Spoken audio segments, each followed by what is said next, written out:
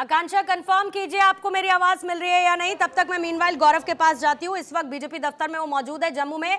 गौरव, क्या माहौल है वहां पर बीजेपी दफ्तर में अभी फिलहाल? देखिए पूर्णिमा, अगर बात करें खास करके अगर इस दफ्तर की, तो अभी थोड़ी देर पहले यहाँ पे भारतीय जनता पार्टी का ये जो दफ्तर है जम्मू में, जी किशन रेड्डी जो कि प्रभारी भी हैं वो यहाँ पर पहुँचे हैं और पहुँच करके कुछ कार्यकर्ता हैं यहाँ के, उनसे बातचीत कर रहे हैं। और खबर ये भी है कि 10 बजे जितेंद्र सिंह इसी पार्टी ऑफिस पर पहुँचेंगे। और जिस तरीके से भारतीय जनता पार्टी को खास करके जम्मू संभाग की बात करें, जो उम्मीद भारतीय जनता पार्टी कर रही थी जिस प्रदर्शन की, तो अभी शुरुआती जो रुझान 90 सीटों पर निकल करके आए हैं उसमें भारतीय जनता पार्टी एक अच्छा कमबैक करते जरूर दिखाई दे रही है। जब जी किशन रेड्डी यहां पर पहुंचे थे तो हमने उनसे बातचीत किया, तो ऑफ द कैमरा उन्होंने इस बात को कहा कि अभी तो ये शुरुआत है और हम लोगों को उम्मीद है कि अच्छा प्रदर्शन करेंगे, क्योंकि जिस तरीके से भारतीय जनता पार्टी ने यहां पर 10 साल में जो काम किया है, तमाम विकास से जुड़े महत्वपूर्ण काम किए। खास करके अगर हम देखें जम्मू के कुछ सीटों पर अगर हम बात करें, जो जम्मू क्योंकि ज़्यादातर हिंदू बहुल इलाकों में जो भारतीय जनता पार्टी को जन समर्थन मिला है वो अभी कमबैक करेगा। और क्योंकि अभी शुरुआती ये रुझान है, तो ऐसे में कोई भी नेता जो है यहाँ पे अभी बोलता हुआ नजर नहीं आ रहा है। लेकिन हरियाणा की जो स्थिति है उस पर भी नजर भारतीय जनता पार्टी के नेता बनाए हुए हैं कि जिस तरीके से नतीजे निकल करके आ रहे हैं उस पर भी उनकी नजरें हैं। लेकिन अभी फिलहाल जम्मू का ये जो पार्टी ऑफिस है बीजेपी का, यहाँ कोई बहुत ज्यादा उत्साह और उमंग की तस्वीर नहीं, सिर्फ इंतजार इस चीज का किया जा रहा है कि जब जो आंकड़े खास करके जो उम्मीदें भारतीय जनता पार्टी को यहाँ से थी एक बेहतर प्रदर्शन की, वो अब धीरे धीरे जब दिखाई देगी, उसके बाद से जो यहाँ पे तमाम तैयारियां भी की गई हैं उत्साह मनाने की, तो उस पर भी बातचीत की जाएगी। लेकिन जिस तरीके से अभी वेट एंड वॉच की स्थिति में है वहां पर चल रही है, अभी वेट एंड वॉच की स्थिति में है, थोड़ा सा इंतजार करना चाहते हैं और ठीक भी है। आकांक्षा, जल्दी से आपके पास आते हो, अगर मेरी आवाज पहुंच रही हो तो जरा बताइए कैसे हलचल।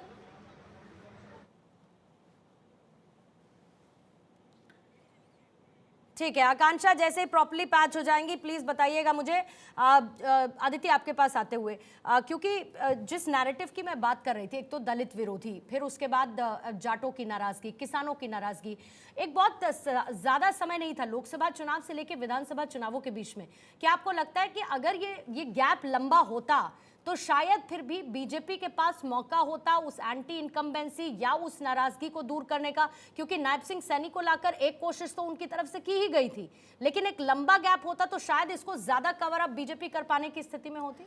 पूर्णिमा, दोनों चुनाव कैंपेन को आप पहली बात तो मैंने हरियाणा के कई चुनाव देखे हैं, ये चुनाव ऐसा था जिसमें कोई मजेदारी नहीं थी, कोई लोकल मुद्दा या कोई बड़ा मुद्दा उछल के आया ही नहीं। सबसे अच्छी बात है कि भारतीय जनता पार्टी की तरह कांग्रेस ने एक्ट किया। कैसा? पहला, कोई गलती नहीं की, कोई नरेंद्र मोदी के खिलाफ इस तरह का नारा नहीं दिया जो उनको खुद को नुकसान कर जाता है। तीसरा, हमेशा आपने देखा होगा कि जो लोकल मध्य प्रदेश, छत्तीसगढ़, राजस्थान में भले ही नरेंद्र मोदी का चेहरा चल गया हो विधानसभाओं में, लेकिन हर राज्य में लोकल में केंद्रीय नेतृत्व का चेहरा उस तरह से नहीं चलता। मोदी फिर भी सब एक्सेप्टेड है और मोदी की वो है, लेकिन फिर भी यहाँ पर एक तरफ तो भूपेंद्र हुड्डा ने पूरा कैंपेन पिछले 2.5-3 साल से संभाल रखा था, फ्री हैंड। तो यहाँ पर मोदी वर्सेस भूपेंद्र हुड्डा था। भारतीय जनता पार्टी के पास कोई संगठन का, प्रदेश का नेता था ही नहीं, और जो थे वो नाराज थे, सभी को कुर्सी चाहिए थी। चुनाव जीतने पे किसी का फोकस ही नहीं था, सबको कुर्सी लेने का फोकस था। अब आप देखिए, भारतीय जनता पार्टी के पास पहले केंद्र का सारा केंद्र की तरफ से मैनेज हुआ, लोकल मुद्दे थे। भारतीय जनता पार्टी कुमारी शैलजा पर फोकस करती नजर आई, कुमारी शैलजा को लेकर फोकस करती आई, और कांग्रेस जो है वो फोकस करते आए कि पूर्व मुख्यमंत्री का है। तो कोई चुनाव का नैरेटिव सेट नहीं हो पाया। लेकिन अगर इंटरनल बात करें तो जाहिर तौर पे जाट एकजुट था, भारतीय जनता पार्टी के लिए बहुत बड़ा फॉल आउट था। दूसरा, वो सोच रहे थे कि ऐसी वोट बैंक में सेंधमारी करेंगे, बहुत कुमारी शैलजा के नाम पे कोशिश भी की, लेकिन जो अक्सर भारतीय जनता पार्टी करती है, इस बार कांग्रेस ने कर दिखाया कि महेंद्रगढ़ की रैली में 1 घंटे के अंदर, लेकिन सबसे बड़ा दलित चेहरा खुद कुमारी शैलजा रही, फिर उसके बाद आप अशोक तंवर को ले आए बीजेपी से तोड़कर, वो एक बड़ा सिर्फ काउंटर किया, लेकिन काउंटर किया शैलजा के लिए, लेकिन काउंटर हो गया है क्या शैलजा के लिए? देखिए ये बात सही है, आपने देखा होगा जैसे ही मंच पे अशोक तंवर चढ़े, भूपेंद्र हुड्डा के चेहरे की खुशी। तो सूत्र ये बताते हैं कि दीपेंद्र हुड्डा ने राहुल गांधी से बात की कि ये सही टाइम है। लेकिन अशोक तंवर उन्हीं से नाराजगी के चलते तो तंवर वहां से छोड़कर, लेकिन यही राजनीति है। इस समय अशोक तंवर के लिए भी जरूरत थी कि वो किस तरह, क्योंकि उनको आगे दिल्ली की राजनीति में अपने आप को आगे बढ़ाना है। एक समय दिल्ली के प्रदेश अध्यक्ष भी, कांग्रेस ने उनको प्रदेश अध्यक्ष भी बनाया था। अब यहाँ पे काउंटर भी करना था शैलजा कुमारी को। आप चेहरे के एक्सप्रेशन देखिए भूपेंद्र हुड्डा के कि किस तरीके से वो आए, राहुल गांधी से उनकी बात हुई, राहुल गांधी के वो एक समय में करीबी भी थे। तो इस बार कांग्रेस ने, एक बात बताइए, कभी ऐसा हुआ है? भारतीय जनता पार्टी नेताओं को लेकर आती थी, एंड टाइम पे कभी ऐसा नहीं हुआ कि कांग्रेस भारतीय जनता पार्टी के नेताओं को 1 घंटे में उठा के ले गए। भले ही इसकी एक्सरसाइज 24 से 48 घंटे से हो रही थी। राहुल गांधी के व्हाट्सएप पे मैसेज भी किया और कहते हैं कि अशोक तंवर के नाम 1-2 नाम सेव्ड है, एक जी और डी नाम से, तो कहीं ना कहीं गांधी परिवार के कोई नाम सेव्ड है। तो ये सब कुछ हुआ भी है, लेकिन इस बार कांग्रेस ने फूक फूक के कदम रखा, ये तो एक अलग बात है। भारतीय जनता पार्टी के पास कोई लोकल चेहरा नहीं था। दूसरा, कोई ऐसा बड़ा मुद्दा नहीं था। वो उस तरीके से कंगना रनावत के जो बयान गए वो भी गलत चले गए। तीसरा कि वो एससी वोट बैंक में सेंधमारी नहीं कर पाया। चौथा, बेहद भयंकर नाराजगी थी जिसको वो काउंटर नहीं कर पाए समय रहते। जिसको काउंटर नहीं कर पाए, समय रहते काउंटर नहीं कर पाए। ठीक, उसमें खाली 1-2 पॉइंट में बस जल्दी से सर। हाँ, देखिए वहाँ पे तमाम छोटे छोटे दलों के ऊपर भारतीय जनता पार्टी ने काफी मेहनत की। देखिए उन्हें उम्मीद क्या थी कि अगर बीएसपी का गठबंधन करा दो, आजाद समाज पार्टी का कहीं से गठबंधन करा के अलग अलग जगहों पे दलित वोट को काटने के तरह तरह के कई रणनीति बीजेपी ने बनाई थी। लेकिन जो सीधे सीधे जिस तरह से बीजेपी के लोग काफी ज्यादा मुखर थे शैलजा के मामले को लेके कि 25 तारीख को शैलजा खुद मुखर थी, बीजेपी क्या मुखर थी? ये शैलजा खुद ये तो मुखर मौका थी। बनाया गया ना, यहाँ यही तो तक कि रणनीति है। शैलजा ने ये तक पूर्णिमा कह जी, दिया पूर्णिमा जी। कि आला कमान सब जानता है महिलाओं के लिए महत्ता क्या है, या फिर राहुल जी सबसे पहले तो मैं आपको बता दूं कि कांग्रेस चुनाव नहीं लड़ी, मैं बिल्कुल- जनता बीजेपी के मैं तो- सामने चुनाव लड़ी है। मैं तो ये बात को कांग्रेस ने स्वीकार कर ही कुछ रहा बहुत हूं। बड़ा नहीं किया है। मैं तो ये स्वीकार कर रहा हूं, लेकिन एक चीज बता दीजिए, लास्ट का एक और बिंदु में उठाता हूं। पिछले 2013 से अगर मैं देखूं, जो बीजेपी नई बीजेपी है, जब से प्रधानमंत्री मोदी जी और अमित शाह की बीजेपी है, उनका प्रचार का स्ट्रेटजी देखिए। अरे 1 अक्टूबर के डेट को बढ़ा के जब 5 अक्टूबर कर दिया गया, प्रधानमंत्री जी पलवल में एक आखिरी रैली करते हैं 1 अक्टूबर को। उसके बाद प्रधानमंत्री नजर आते हैं झारखंड में, महाराष्ट्र में गृह मंत्री भी नजर आते हैं महाराष्ट्र में। यहाँ पे उसके बाद कोई उस प्रकार का चुनाव प्रचार, कोई कैंपेन नहीं चल रहा। लेकिन अगर कांग्रेस का देखिए 30 सितंबर से फिर एक नया सब विजय संकल्प यात्रा लेकर कांग्रेस आ जाती है। और कहाँ पे आती है? उसी जीटी रोड बेल्ट वाले क्षेत्र में जो भारतीय जनता पार्टी का प्रमुख गढ़ रहा है वो। पूर्णिमा, तो आप ये कई आज ऐसी जिस भूपेंद्र स्थितियां हुड्डा रही को हैं। फ्री हैंड मिला है, ये वही व्यक्ति है जो G23 ग्रुप का हिस्सा थे। और वो तो उस समय सोनिया गांधी ने बुलाया कि लिक्विड उसको आप वो इजी Liquidate करिए, कीजिए, उसको खत्म आप करिए। उसको किस तरीके से चीजें हुई, फिर राज्यसभा भेजा गया दीपेंद्र हुड्डा को, जबकि शैलजा कुमारी नहीं, चाहती और थी। दूसरी नहीं, बात आपने बड़ी सही बात चीज कहा कि ये दूसरी- G23 के दूसरी हिस्सा थे। सबसे उसके बड़ी बाद बात ये है ना, पूर्णिमा जी, सुनिए, G23 जब से देखिए होता क्या है ना कांग्रेस राहुल लाल जी, सुनिए, जब हार हो जाती है तो फिर आकलन होता है बस, नहीं, मैं और तो जब देखिए, जीत हो जाती है तो मेरा फिर आकलन बहुत तो आप सारी पिछले- चीजें दूसरे की माइनस में चली जाती हैं। पिछले बार- आज पिछले- पिछले आपको 2 महीने से मेरा आज आकलन आपको सुन रहे हैं बीजेपी आप, के पूर्णिमा चुनाव जी। प्रचार करने के तरीके से हो सकता है बहुत समस्या रही हो, लेकिन हो सकता है बहुत बार रश खाया हो विपक्षी पार्टियों ने कि हम ऐसा चुनाव प्रचार क्यों नहीं कर पाते। मैं मानता ये भी हूं, बहुत उन्होंने मुमकिन चुनाव है। प्रबंधन को अरविंद जी, बदला मैं है आती हूँ, बीजेपी ने, मैं अरविंद उसे जी आ रही हूँ स्वीकार जरा, करता मुझे एक बार ग्राउंड पर जाना होगा। मेरे 2 सहयोगी वहां पर मौजूद हैं। थानेश्वर मेरे साथ कुरुक्षेत्र से इस वक्त मौजूद है, आकांक्षा इस वक्त आपको जम्मू से नजर आ रही है। एक बार जल्दी से थानेश्वर आपके पास आते हुए, कुरुक्षेत्र में हाले बया क्या कीजिए? बीजेपी तो आज बहुत कुछ कहना चाहती है लेकिन कह पाने की स्थिति में है नहीं। आंकड़े अभी तक के शुरुआती रुझानों के कांग्रेस के लिए बड़ी खुशखबरी लेकर आए आज थानेश्वर। कांग्रेस के लिए बड़ी खुशी नहीं, बम्पर खुशखबरी लेकर आ रहे हैं। जिस तरीके का कांग्रेस को अनुमान था उससे कहीं ज्यादा आंकड़े, अभी जो प्राथमिक आंकड़े आ रहे हैं उससे ज्यादा उनको खुशी मिल रही है। अभी भूपेंद्र सिंह हुड्डा से कुछ समय पहले ही बात हुई तो उन्होंने कहा कि मैंने तो आज से 1 साल पहले ही कह दिया था कि कांग्रेस पूर्ण बहुमत के साथ सरकार बनाएगी। गांधी परिवार के काफी नजदीकी होने का भी उन्होंने कहा। कहने लगा मैंने ही जाके हिमाचल में जो दिक्कत आई थी कांग्रेस पे, तो हिमाचल में भी भूपेंद्र सिंह हुड्डा ने संभाली थी। जब मैं हिमाचल का सरकार संभाल सकता हूं तो हरियाणा में तो अपनी सरकार लानी ही थी हर हाल में।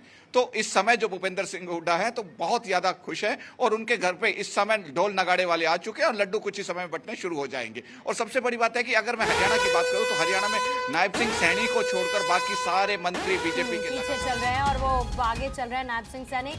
थानेश्वर जरा आ रही हूं मैं आपके पास। देखिए, रानिया से अर्जुन चौटाला के पीछे होने की इस वक्त खबर मिल रही है। घरौंडा से बीजेपी के हरविंदर कल्याण आगे हो चुके हैं। जुलाना से कांग्रेस की विनेश फोगाट अभी पीछे हो गई थी, फिलहाल वो आगे हो गई हैं। और कैथल से कांग्रेस के प्रत्याशी इस वक्त आगे चल रहे हैं। रानिया से अर्जुन चौटाला इस वक्त पीछे, उचाना कला से दुष्यंत चौटाला इस वक्त पीछे चल रहे हैं। हरियाणा चुनाव को लेकर अलग अलग सीटों से अर्जुन चौटाला, दुष्यंत चौटाला दोनों इस वक्त ये पीछे चल रहे हैं। और बीजेपी के हरविंदर कल्याण इस वक्त आगे है घरौंडा सीट से। बीजेपी के कैंडिडेट इस वक्त आगे चल रहे हैं। थानेश्वर अपनी बात को जल्दी से पूरा करेंगे, फिर उसके बाद आकांक्षा के पास जाओ। देखिए, जो प्राथमिक आंकड़े आ रहे हैं वो कांग्रेस के पक्ष में आ रहे थे, लेकिन अभी जैसे जैसे ईवीएम मशीनें खुलेगी, जो बूथ अलग अलग क्षेत्र से, कई क्षेत्रों में बूथ पर कांग्रेस के बढ़त मिलेगी और कईयों पर बीजेपी को मिलेगी। अभी कांग्रेस के फेवर वाले बूथ खुले हैं तो कांग्रेस को बढ़त मिल रही है। कुछ ही देर में जब बीजेपी के फेवर वाले खुलेंगे तब उसके बाद ही अनुमान लगाया जा सकेगा। अभी जब नायब सैनी से मेरी बात हुई तो उन्होंने कहा कि अभी जो बैलेट पेपर आए हैं वो बैलेट पेपर है, बैलेट पेपर्स को ज्यादा इतना महत्व नहीं दिया जा सकता, तो अभी उसमें कांग्रेस आगे चल रही है। लेकिन जैसे ही ईवीएम खुलेगी, उन्होंने कहा ईवीएम खुलते ही देख लेना बीजेपी सारे पूरे हरियाणा में लगातार बहुमत के साथ आगे बढ़ेगी। जबकि भूपेंद्र सिंह हुड्डा कह रहे हैं कि मैंने एक साल पहले ही कह दिया था कि पूर्ण बहुमत के साथ सरकार बनाऊंगा और हर हाल में आज पूर्ण बहुमत के साथ कांग्रेस सरकार बनाएगी। उनका कहना है कि जिस तरीके से प्राथमिक आखिरी बार बीजेपी के साथ दो दो हाथ करना चाहते ही थे, तो लगता है कि ये दो दो हाथ बहुत मजबूती के साथ हुड्डा साहब कर रहे हैं। और वैसे भी उन्होंने कह दिया ना मैं टायर्ड हूं ना मैं रिटायर्ड हूं, तो जाहिर है थकान तो उनकी है नहीं, और रिटायर होंगे या नहीं ये आला कमान अदिति तय करेगा। आकांक्षा जल्दी से एक बार क्विक अपडेट के लिए वहां की हलचल जम्मू की बता दीजिए किस तरीके की है, और उसके बाद फिर मैं मेहमानों के पास चर्चा के लिए जाऊंगी। बिल्कुल पूर्णिमा, इस वक्त उमर अब्दुल्ला के घर के बाहर मैं यहाँ पर मौजूद हूँ। अभी मॉर्निंग वॉक से आए मीडिया कर्मियों ने उनसे बातचीत करने की कोशिश की तो उन्होंने इसी बात को लेकर जिक्र किया जब उनसे सवाल किया गया कि एनसी अभी आगे चल रही है कश्मीर की, अगर सभी सीटों की हम यहाँ पर बात करें, क्योंकि हमने देखा कि जम्मू रीजन में जिस तरह बीजेपी अभी बढ़त बनाती हुई दिख रही है कई सीट पर, जो मेहनत वहां पर की वो रंग लाती हुई दिख रही है। लेकिन कश्मीर में 19 सीटों पर अभी जिस तरह से रुझान आने सुबह से शुरू हुए हैं वो जरूर बीजेपी के लिए अच्छे साबित नहीं हो रहे हैं। उमर अब्दुल्ला से जब ये सवाल किया गया, क्योंकि 2 सीट से वो खुद चुनावी मैदान में है, गांधरबल सीट से हैं, बडगाम सीट से हैं, और दोनों ये सीटें जो कि एनसी का गढ़ रही हैं, और अभी भी परिणाम कुछ इसी तरह के जो रुझान आ रहे हैं उसमें नजर आ रहा है, क्योंकि उमर अब्दुल्ला खुद यहां से अभी फिलहाल आगे चल रहे हैं। पहले भी हमने पिछले जब हमने देखा था 2014 में, एक दशक पहले जब यहां पर चुनाव हुए थे, तो उस वक्त भी यहां पर जेकेएनसी ने जीत दर्ज की। 2008 में खुद उमर अब्दुल्ला ही गांधरबल से जीते थे। और इस बार भी अगर यहां पर अभी भी तस्वीर को समझने की कोशिश की जाए तो अभी भी वही आगे यहां पर चल रहे हैं। बडगाम में भी इस वक्त जो अपडेट मिल रहा है, रुझान जो वहां से सामने आ रहे हैं, वहां से भी इस वक्त अपडेट यही है कि उमर अब्दुल्ला आगे चल रहे हैं। लेकिन पीडीपी की बात करें कश्मीर में, तो अगर पीडीपी की तस्वीर को समझा जाए 5 से 8 सीटें अभी दिख रही हैं जहां पर पीडीपी आगे चलती हुई जम्मू कश्मीर के अंदर नजर आ रही है। तो समझा जा सकता है कि पिछली बार के जो नतीजे कश्मीर से पीडीपी को लेकर रहे हैं वैसे भी नतीजे नजर नहीं आ रहे हैं। जो रुझान अभी हम शुरुआती देख रहे हैं उनमें अगर तस्वीर पीडीपी की समझी जाए, उमर अब्दुल्ला से पीडीपी को लेकर सवाल किया गया तो उन्होंने इस बात का जिक्र किया कि अभी हम थोड़ा इंतजार कर रहे हैं, एक बार पहले थोड़ा क्लियर हो चीजें, तस्वीर क्लियर हो, नतीजे क्लियर हो, उसके बाद हम बात करेंगे कि क्या हमें पीडीपी को साथ लेना है या फिर नहीं लेना है। लेकिन हाँ, अगर गठबंधन की बात करें, एनसी कांग्रेस की बात करें, तो कश्मीर से एनसी कांग्रेस के लिए बहुत अच्छी तस्वीर जरूर अभी शुरुआती रुझानों में नजर आ रही है। जैसा एग्जिट पोल ने भी कहा था वैसी ही तस्वीर, अलग अलग जो सर्वे हुए वो हमने देखे, उनके आंकड़े वैसे ही अभी फिलहाल जम्मू कश्मीर से, चाहे जम्मू रीजन की बात करें या कश्मीर की बात करें, तो ऐसी तस्वीर यहां से भी नजर आ रही है। अगर दोनों ही 48 सीटों पर इस वक्त आगे चल रही है, 48 सीटों पर नेशनल कॉन्फ्रेंस और कांग्रेस आगे चल रही है। और ये अगर 90+5 भी कर देते हैं नॉमिनेटेड तो उसका जादुई आंकड़ा 48 का होता है। 48 पर फिलहाल अभी के रुझानों में ये रिफ्लेक्ट हो रहा है। मैं लौटती हूँ आप लोगों के पास। अरविंद जी अपनी बात को पूरा रखिएगा साहब, क्योंकि डबल इंजन को डबल ट्रबल दोनों ही जगहों से, जम्मू कश्मीर में भी कहीं ना कहीं समीकरण बिगड़ गए और हरियाणा में तो साहब हालत थोड़ी सी बीजेपी की ज्यादा खराब लग रही है।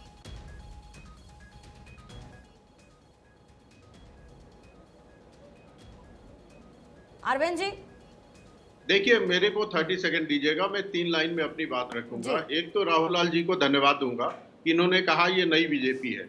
हाँ, ये सही है कि हमारे वहां नेतृत्व परिवर्तन होता रहता है और आप मानते नहीं है।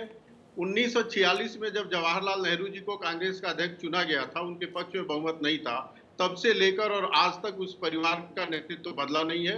कांग्रेस में वही होता है जो गांधी नेहरू परिवार चाहता है। तो बहुत बहुत धन्यवाद। हमारे वहां नेतृत्व परिवर्तन एक लोकतांत्रिक सहज हिस्सा है पार्टी का, वो होता रहता है। दूसरा मैं ये कहूंगा आप पूर्णिमा जी आज कि आज भारत का लोकतंत्र जीता है।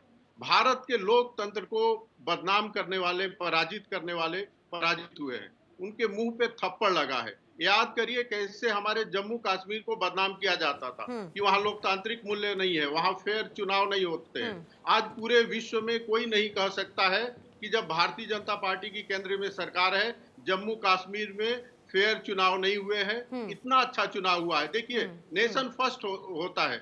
आज हमारा भारत जीता है। भारत विरोधी ताकतें पराजित हुई है। आज पूरे विश्व के सामने ये मैसेज गया है कि भारत में लोकतंत्र है और भारत तो मदर ऑफ डेमोक्रेसी है। भारत तो मदर ऑफ डेमोक्रेसी। ठीक है, अभी जल्दी से देखिए रानिया से अर्जुन चौटाला के पीछे चलने का अपडेट मिल रहा है। इधर कोकरनाग से बीजेपी के रोशन हुसैन जम्मू कश्मीर में आगे हो गए। हरियाणा के ऐलानाबाद से अभय चौटाला इस वक्त पीछे चल रहे हैं। जुलाना से कांग्रेस की जो विनेश फोगाट है वो अभी पीछे। कैथल से कांग्रेस के प्रत्याशी इस वक्त आगे चल रहे हैं। रानिया से अर्जुन चौटाला आगे चल रहे हैं। हरियाणा चुनाव को लेकर अलग अलग सीटों पर उचाना कला से जेजेपी के कैंडिडेट दुष्यंत चौटाला इस वक्त पीछे चल रहे हैं और डबवाली से आदित्य चौटाला आगे चल रहे हैं। सिरसा से गोपाल कांडा जेजेपी के इस वक्त आगे चलते हुए नजर आ रहे हैं। जाधव साहब जल्दी से काउंटर रखना चाहेंगे जिस बात का जिक्र अभी अरविंद जी कर रहे थे, लेकिन अच्छी बात तो ये है कि अगर आप जम्मू कश्मीर की स्थिति को देखेंगे तो मुझे लगता है कि बीजेपी भी अभी मजबूत स्थिति में नजर आ रही है। हाँ, आपको नेशनल कॉन्फ्रेंस के साथ अलायंस का फायदा जरूर मिल रहा है और सीटें बहुत मजबूत स्थिति में नजर आ रही हैं, लेकिन फिर भी वहां का जो वोटिंग परसेंटेज था, ये एक बहुत अच्छी बात है कि 10 साल बाद इतने शानदार वहां पर चुनाव हुए और फाइनली उनको अपना एक रिप्रेजेंटेशन करने वाली सरकार मिलेगी, भले ही आपके रूप में मिले। देखिए पूर्णिमा जी, अरविंद जी को मैं इतना ही कहना चाहूंगा कि मोदी जी और भाजपा पंडित जवाहरलाल नेहरू तक की अब तक अटकी हुई है और हमेशा अरे मैंने सच्चाई बोला। ये जो बदलाव हो रहे हैं हो तो आप बताइए ना। कर पा रहे हैं। पंडित जवाहरलाल नेहरू सुन के लीजिए, मैं बहुत नम्रता पूर्वक आपका सुन रहा था। आपको बता दूं अरविंद जी, आपको बता दूं इस वक्त हमारे राष्ट्रीय अध्यक्ष मल्लिकार्जुन खड़गे जी है। अरविंद जी ये बात सच है या झूठ है? अरविंद जी सुनिए पूरी बात, केवल एक लाइन बता दीजिए, हाँ या ना। आप मैंने कोई गलत बोला है क्या? मैं आपको सुन रहा था, गलती मान लूंगा। इधर मैं कभी भी कोई भी ऐसा स्टेटमेंट नहीं अरे देता भाई, हूँ आप जो झूठा हो और मुझसे कोई गलती होती है तो मैं उसको मानता हूँ। 1946 में कांग्रेस का अंतरिम अध्यक्ष बनाते समय आप बताइए क्या अरे इतिहास में आपका कोई योगदान नहीं रहा है। 1947 में कांग्रेस ने इस देश को आजादी दिलाई है। आप ये भूल जाते हैं, इस देश को आजादी 1947 में कांग्रेस नहीं दिलाई है। आपका कोई योगदान नहीं रहा है। आप हमेशा इतिहास में जाते हैं, देश को गुमराह मत कीजिए और उससे कुछ होने वाला नहीं है। इसी का नतीजा है कि आपको जनता नाकार रही है। जाधव जी को बिगोल पर रखेंगे, की विफलता है। हरियाणा का बिगोल पर रखेंगे दोनों को। नतीजा आ रहा है विभाजन के दस्तावेजों पे। देखिए अरविंद जी, आज जो भी नतीजा आ रहा है मोदी जी की विफलता है। आप मानिए, आप पंडित जवाहरलाल नेहरू के आगे आप जा ही नहीं रहे। देश काफी आगे गया है। आपका देश के स्वतंत्र पूर्व कुछ योगदान था न देश के अभी कुछ इसमें योगदान है। देश की जनता। जाधव साहब आप उनकी बात कर रहे हैं, जाधव साहब आप उनकी बात कर रहे हैं जिन्होंने तीसरी बार सरकार बनाई है और तीसरी बार सरकार बनाने वाले वही थे इससे पहले रिकॉर्ड जिनका जिक्र अभी आप कर रहे हैं, नेहरू साहब। तो उन्होंने भी तीसरी बार सरकार बनाई है। पूर्णिमा जी, कांग्रेस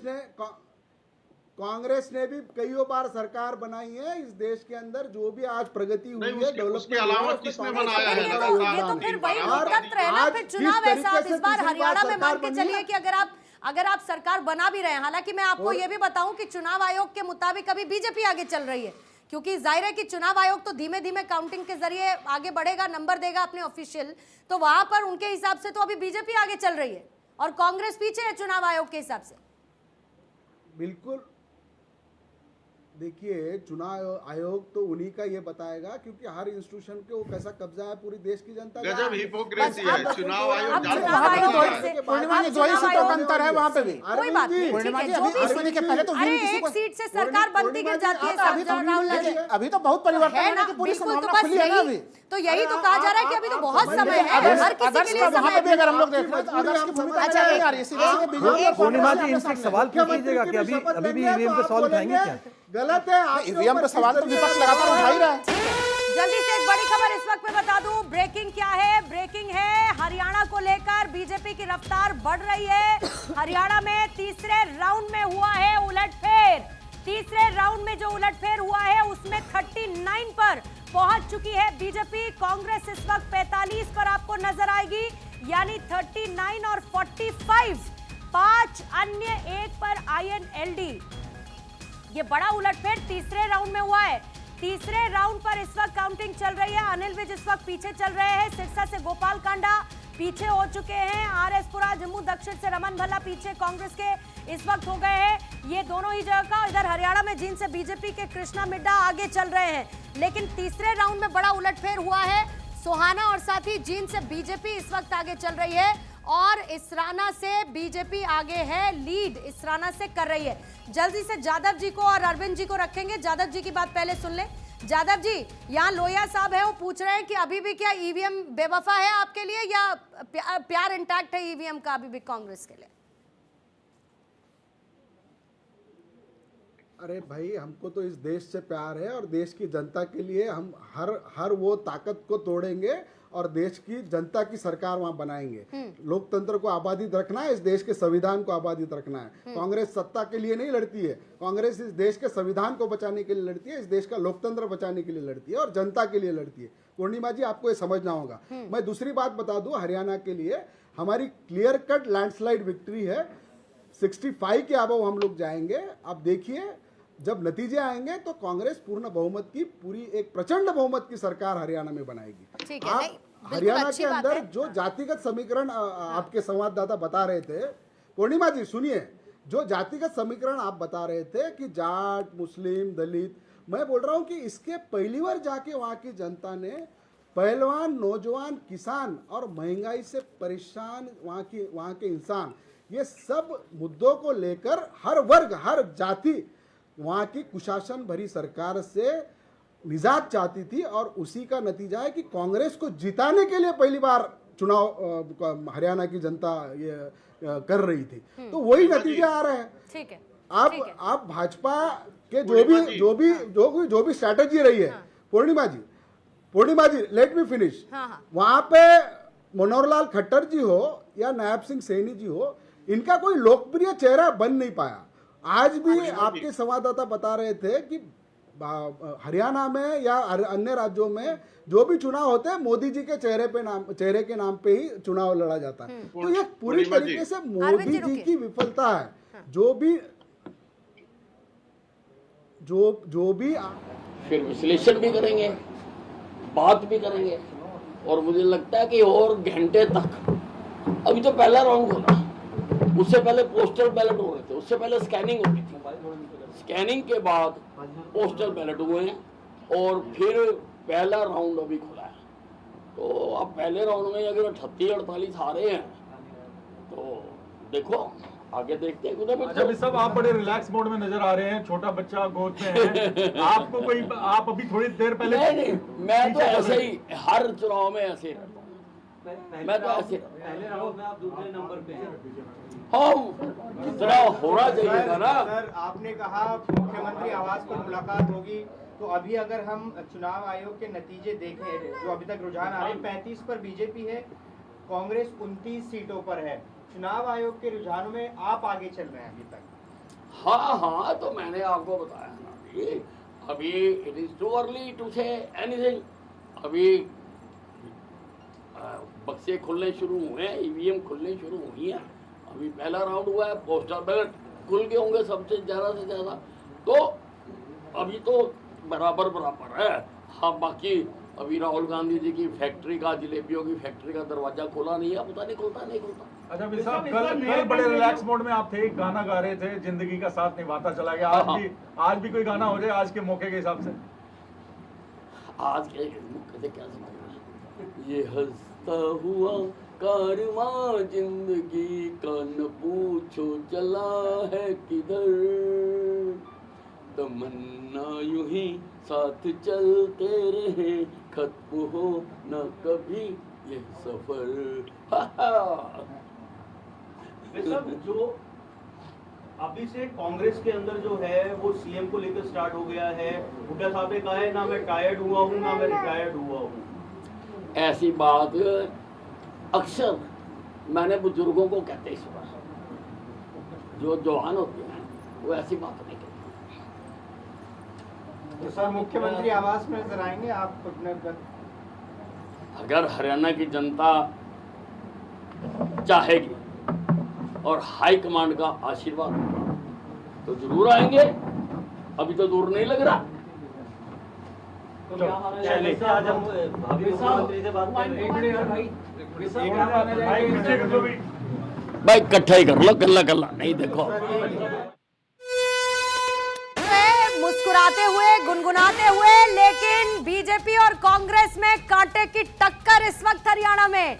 इलेक्शन कमीशन के मुताबिक बीजेपी को 35 सीटों पर बढ़त है तो कांग्रेस को 29 सीटों पर इस वक्त बढ़त मिल रही है। और इधर भूपेंद्र हुड्डा कह रहे हैं कि हरियाणा में कांग्रेस की सरकार, लेकिन अभी जो इलेक्शन कमीशन के आंकड़े हैं उसमें बीजेपी 35 सीटों पर बढ़त बनाए हुए है, कांग्रेस 29 सीटों पर इस वक्त बढ़त बनाए हुए हैं। और अगर आप इससे ऊपर मेरे टॉप पर टाली देखेंगे तो वहां पर हरियाणा में 46 पर बीजेपी और 38 पर आपको कांग्रेस नजर आएगी, अन्य 5 पर आईएनएलडी, 1 पर।